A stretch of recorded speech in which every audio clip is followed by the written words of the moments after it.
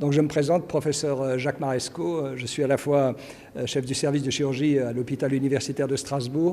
et j'ai eu la chance de fonder, il y a maintenant 20 ans, un institut de recherche et de formation qui s'appelle l'IRCAD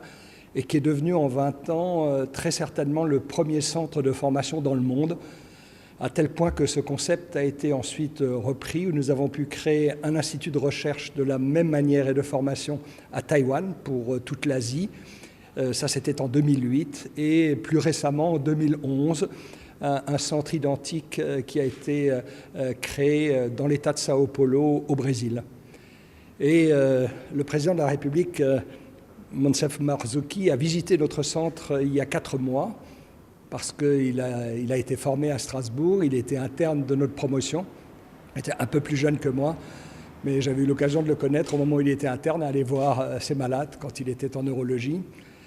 Et il a été totalement subjugué par ce concept qui est à la fois un concept bien sûr de recherche et de formation, mais aussi un projet très concret d'apport dans l'économie d'un pays par ces nouvelles technologies et le transfert des nouvelles technologies qu'on peut faire. Et à la fin de sa visite, qui a duré 45 minutes, il m'a demandé pourquoi on ne pourrait pas créer également un centre identique à Tunis, puisque en définitive, ça serait un centre attractif pour tout le continent, voire au-delà. Et c'est la raison pour laquelle je me suis déplacé ces 48 heures,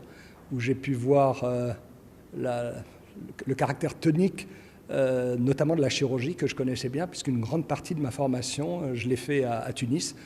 à l'hôpital Habib Tamer, avec un professeur extraordinaire, qui était le professeur Mohamed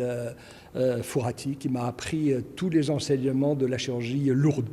Et donc, je pense que c'est un juste retour des choses pour moi, de rendre un peu à la Tunisie ce qu'elle m'a donné dans ma formation.